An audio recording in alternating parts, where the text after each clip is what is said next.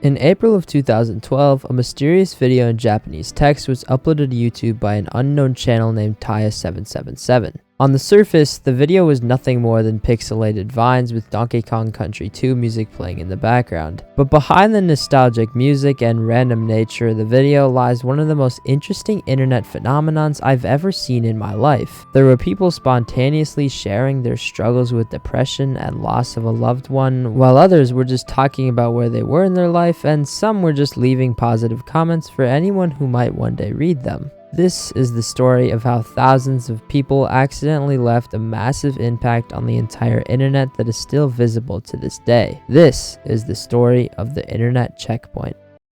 The video that is the internet checkpoint is nothing special. At its core, it really is just a re-upload of some Donkey Kong Country 2 music. But something about the otherworldly feeling of the music, or relaxing tone of the vine swinging back and forth with the clouds slowly inching across the screen, gave someone, somewhere, and sometime the idea to make the first internet checkpoint. Although we do not know who originally started it, and unfortunately there's no way to find out, what we do know is that that one comment left by a complete stranger has led thousands of people to follow in his footsteps and create the internet checkpoint. The way that the checkpoint worked was very simple. First, you'd state the day that you were writing on and then share your story. The checkpoints that have been left here vary a lot, and thanks to the feeling of digital anonymity, there was no need to feel embarrassed or ashamed of what was going on in your life, which helped to make these checkpoints extremely authentic, giving them a distinct human feel. I like this description of the feeling a lot. This comment section feels like a bunch of adventurers sitting by a fire, here to stay warm and tell stories. I really do think that's the best way to describe it. The unusual sense of kindness and connection, which mind you almost never comes out of a YouTube comment section, has cemented the internet checkpoint in the YouTube Hall of Fame as one of the most impactful videos uploaded even to this day. This video has become something special, and I'm sure the creator Ty777 is just as, if not more, shocked of how this internet phenomenon came to be as we are, especially considering it literally is just a re-upload of Donkey Kong Country 2 music, with the only video being the swinging vines and slowly moving clouds. However, something about the nostalgia and serenity that this video gives paved the way for the internet checkpoint to be born. If I had to name the most likely cause of the internet checkpoint's birth, I would say it's the music. The music from Donkey Kong, especially the music from the N64 games, is just so masterfully crafted. Listening to the soundtracks of these games gives you a powerful rush of nostalgia and tranquility unlike any track can, even if you've never played the earlier Donkey Kong games from where these tracks originate. I'll link some of my favorite Donkey Kong tracks in the description of this video so you too could feel what the people who experienced the first internet checkpoint felt. Maybe even this music will motivate you to leave your own internet checkpoint under the video that started it all. Which is what I would say if this video still existed.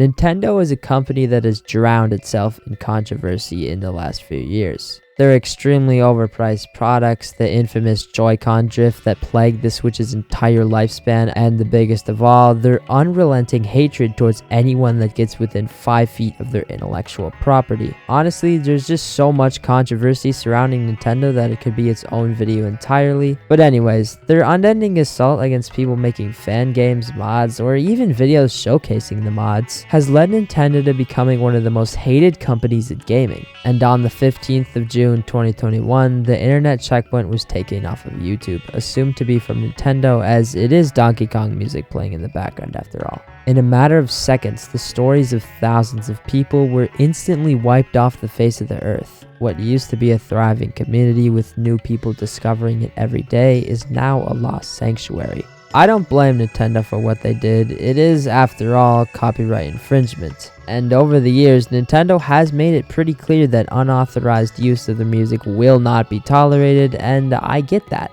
But I'm not defending them either. The internet checkpoint was a completely harmless video. It wasn't costing Nintendo billions of dollars in lost revenue just because someone wanted to share one of their favorite Donkey Kong tracks. In fact, I'd actually argue that the re-uploads of music are helping Nintendo as a business. When someone hears these turbo bangers for the first time, it might help convince them to buy the game where that track originates. But unfortunately, Nintendo never realized that, and the internet checkpoint was left to die.